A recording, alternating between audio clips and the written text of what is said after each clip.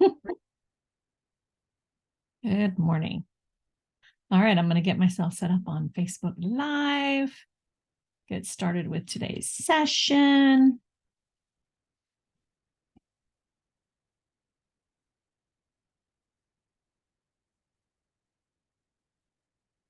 Woohoo!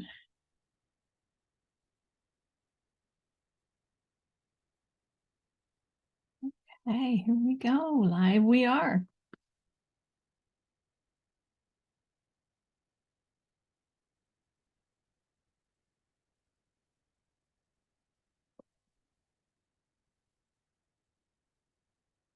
All right.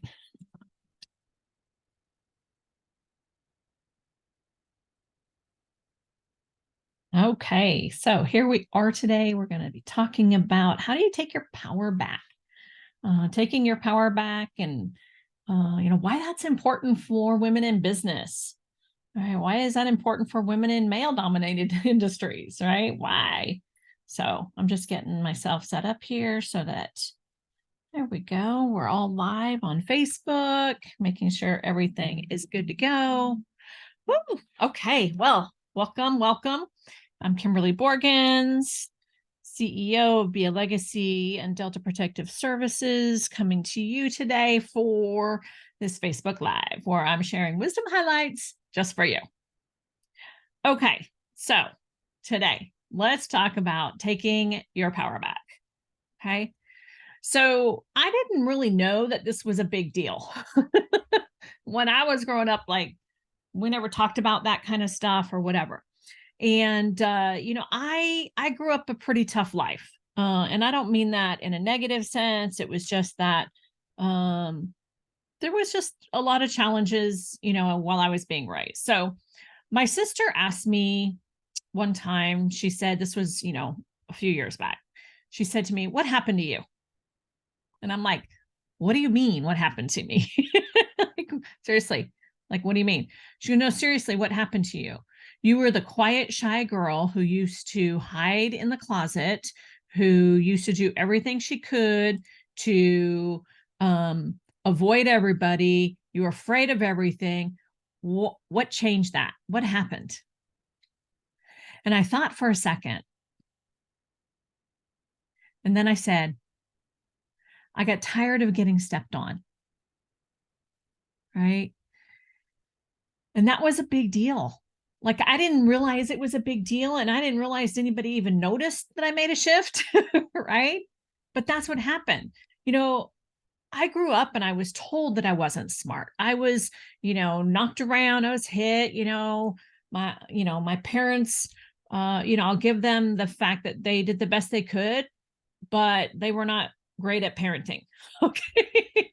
They weren't, whatever.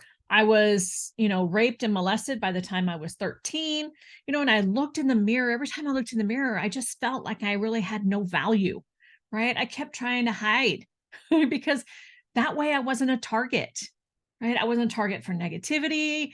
I would hide, find a place to go hide and read a book. I had this little flashlight and I'd hide in the closet, in the bottom of the closet, and read a book underneath all the clothes, or I'd get up on the shelf. I was really skinny and lightweight then and very nimble, right? But I'd get up on the shelf and I would hide so that I could be safe, so that I wasn't the target, right? Then I got married at 18 to my high school sweetheart. At 19, we had a son, and at 20, we were getting divorced. And he once told me that I wasn't smart because I only spoke in one syllable words. I was home with an infant all day. What did he expect? Right? I mean, come on. But I found myself divorced, a single mom on welfare. I had no high expectations of me. I didn't really have skill sets, right? I didn't even know what skill sets were, right? I was just young, naive, and bruised up and beaten down a bit, right? Maybe some of you can relate to that. But I had to make some changes. I was looking at my son, who was about 1 year old, and I had to make some choices, right? I had to make choices that I had to be stronger to protect him so that he didn't go through any of the stuff that I ever went through, that he didn't have that same feeling of low worth, low self-esteem, right? For most of my life. I made some differences. I went to school, right? I got jobs where I could learn some skills. I started not letting people come into my home because it was my home now, right? That didn't value me. I would talk to people who didn't value me. I just happened to talk to them outside of my house, right? I went to college. I double majored in administration of justice and business management. Then I went to the police academy, right? Because I just wanted to prove to my ex-husband that I could do what he did. Because at the time he was in law enforcement, right? I just wanted to be as smart as him. I wanted him to see that I was as smart as him, even though we were already divorced, right? I was still young. I was still naive. I was still looking for my value. While I was at the police academy, I happened to meet this private investigator, right? And he, what he did is, he just talked to me. He just listened to me, right? He went on to be executive protector, did protection, aka bodyguard, right? Down in Southern California. After a couple of years, we decided that we merged our brains together and created a private security, private investigations business, right? My police background, his investigations background with the bodyguard stuff, all of that, right?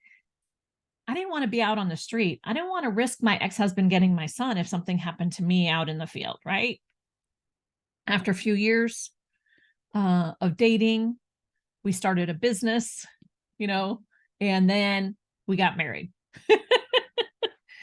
So, that was kind of like my life and where I just let my power go. My husband has been the biggest catalyst of discovering my value, right? And the time was, I can tell you the exact, like, I can almost tell you everything that was going on that day, that I was wearing that day, the minutes that all this happened, because my husband and I decided we needed to get life insurance. We had assets now, we had kids, right? And we decided that we needed to go and get some life insurance to make sure that if something happened to us, then our family would be taken care of, right? So we go there. Well, we didn't have a big budget, just so we're clear. Right?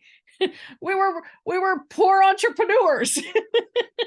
So we decided, okay, we're sitting there with the life insurance gentleman, and we're going through all this stuff. And I said to my husband, I said, look, I don't need a lot of life insurance. Just get me like a $25,000 policy, and you get the $500,000 policy, and that'll work in the budget, and that'll work.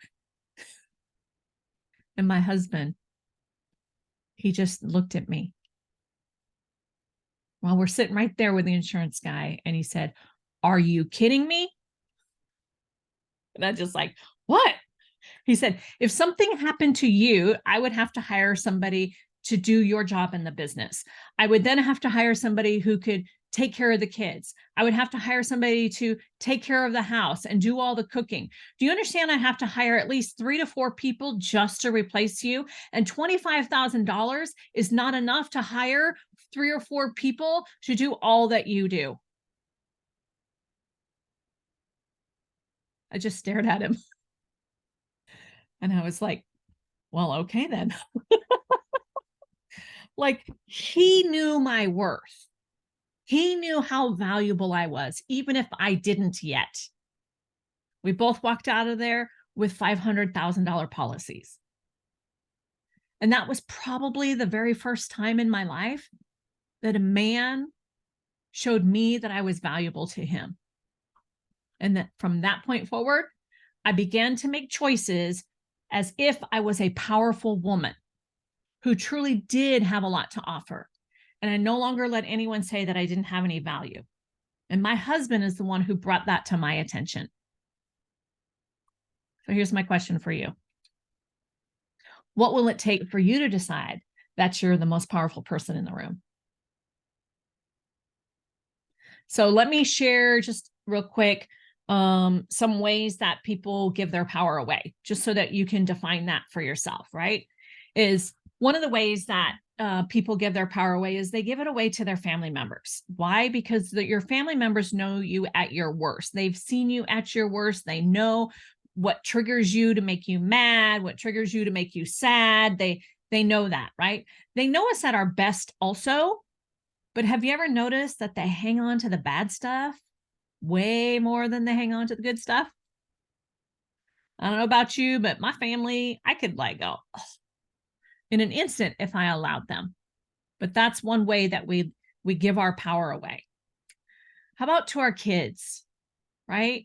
We let our kids dictate to us. Yes, when they're an infant, they cry and so on and so forth, but you have to take care of you too, right? It's got to be a way to find a win-win. If you're letting your kids run you, telling you what to do all the time, or, telling you that you're not a good mom, and you're listening and you're not trusting yourself, or you're living in like blame and shame and guilt with your kids, stop. I just 2 days ago, or just yesterday, my future daughter-in-law and my son, we were visiting, and she asked me, like, what do you think were some things that you did wrong raising your kids? And so I mentioned a couple things, and then I said, but you know what I did really well? And then I said exactly what I did really well. And then I said, look, I already told, this is what my husband and I did. I kid you not. Right. When all of our kids became adults, we sat down and had lunch with them. We brought them together for a nice lunch at this restaurant. We had this little private corner and everything else. And we said to our kids, look, we want to apologize now. See, someday you're going to go to a therapist and you're going to talk about how we screwed you up. You're going to say that we did things wrong and that, we didn't love you through this, or, you wish you could have gotten more of this from us. And we're just telling you right now, we did the best that we could with the knowledge that we had at the time. And it was true. And we're better today than we were then. And if we could go back and change that, we would, but we can't.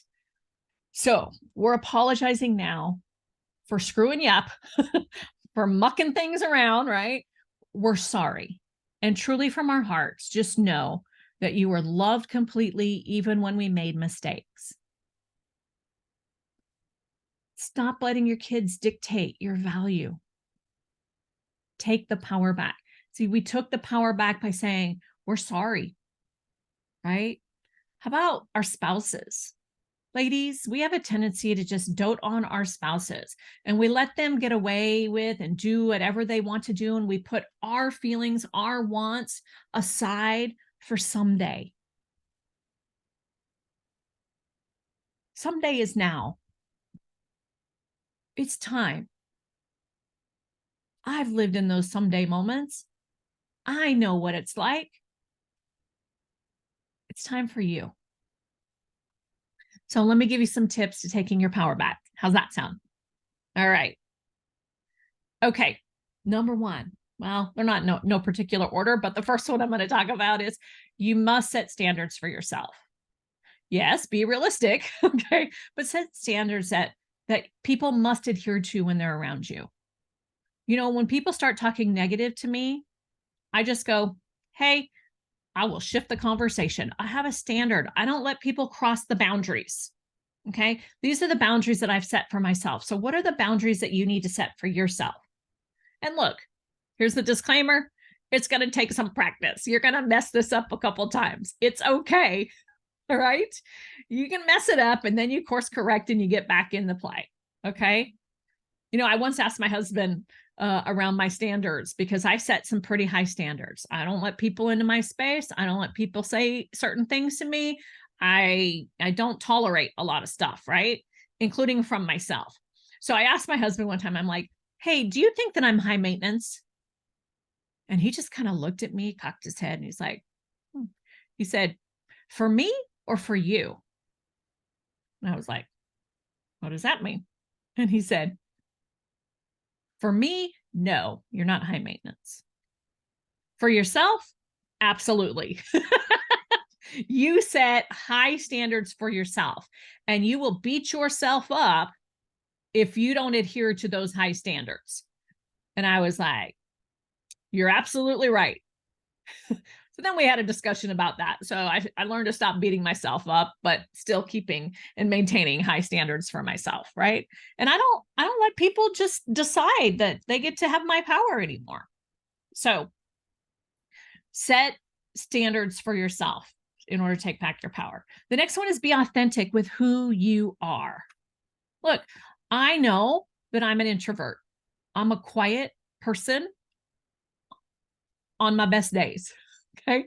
I would love to sit at home and not go anywhere and just curl up with a good book, with a fire roaring, with it being like 78 in my house and just enjoying my life, relaxing without a lot of noise. That's my true self, right? That's my space to regenerate, right? But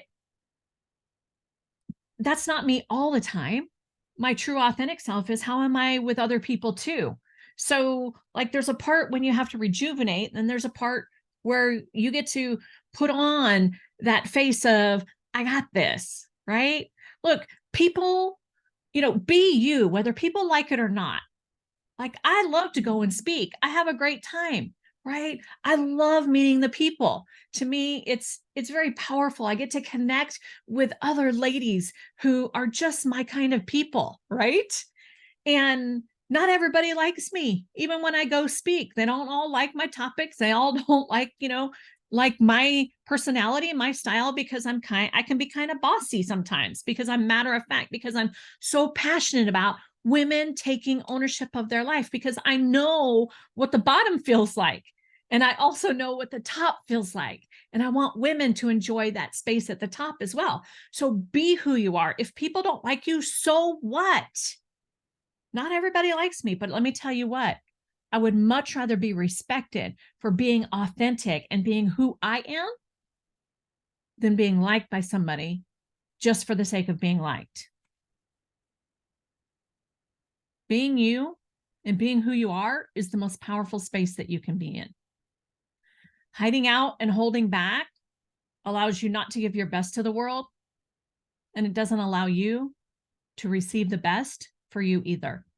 Me hiding out in closets and, hiding out and away from people to not be a target, it wasn't bringing out my best.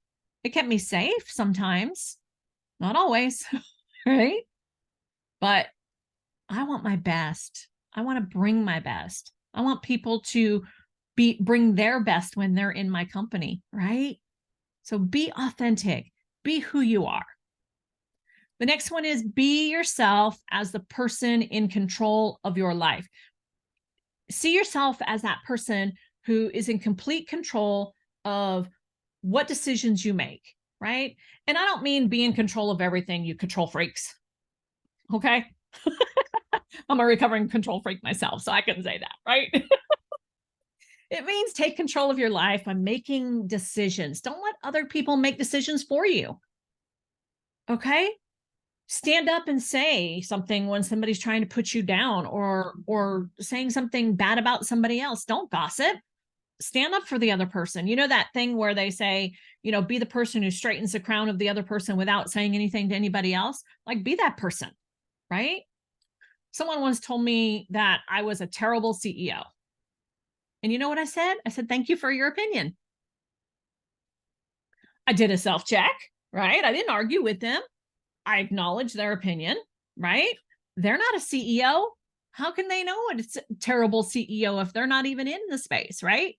Guess what? I'm a pretty awesome CEO. I checked in with myself and I was like, well, you know what? I'm a flexible person with my employees. I'm willing to listen, right? I'm always willing to learn and always learning, right? I'm in control of my life, even if they don't like me, even if they don't like what I'm doing. That was their opinion. Don't take it on unless it's true. And then you course correct. Do a self-check.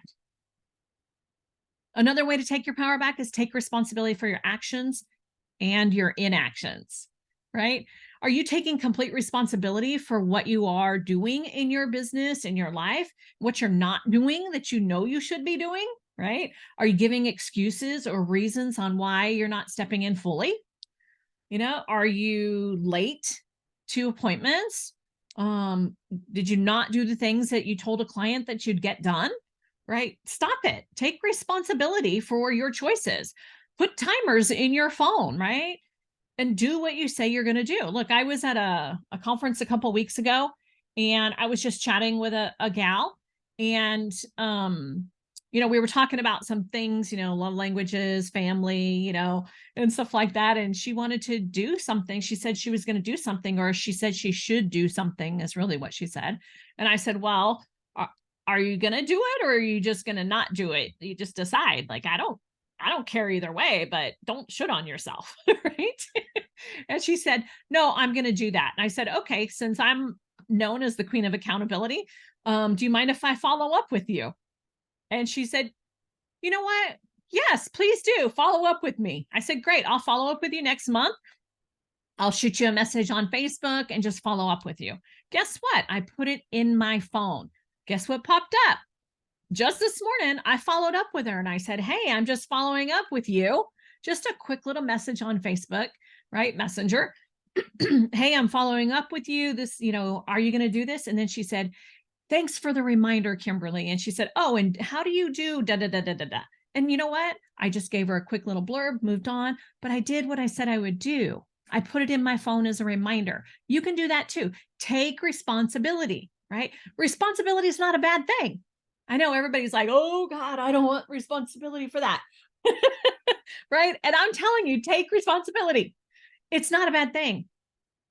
It's how we own our space in the world. When we're responsible, we have power, right? We have influence. We have connection. I'm not saying you're perfect at it, but get into the practice of doing it, okay? And then I would say challenge yourself, right? Who do you think has the power? Challenge your assumption, right? Because you might assume somebody has power. So many times people think that somebody else has the power to do something. If somebody else just stepped in, they'd probably appreciate it. You probably have more power than you give yourself credit for, right? You probably have more power than you even know or even use. Don't assume that you don't have power. You do. I hear people say all the time, like, I don't vote. It doesn't matter. It's not going to shift anything. Doesn't really matter. Man, if everybody got out and voted, I think there'd be a great shift in the world personally, right? Actually, I think we all should vote none of the above right now, because then that would really shift power, right? But seriously, right? Challenge what you believe.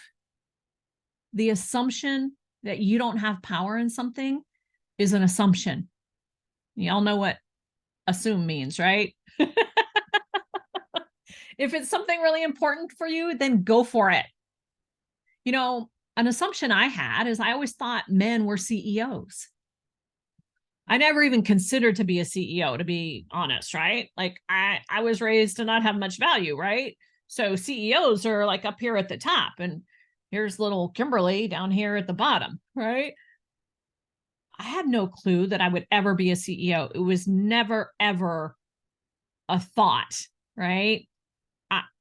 I call myself really an unintentional CEO. I didn't intend to be a CEO, right?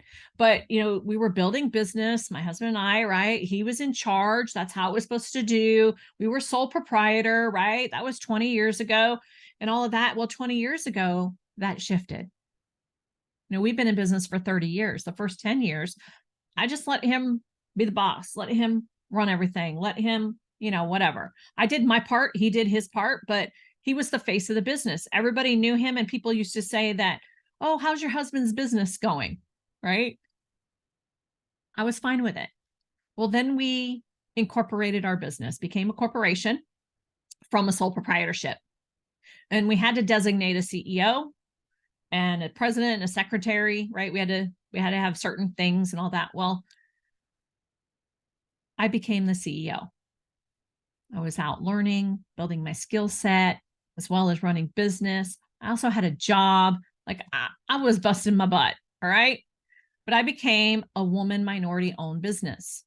I challenged myself. I challenged my assumption. My husband works with me still to this day. He's the president of the company, right? I manage over our management team and our finances, and he manages over operations and training, right?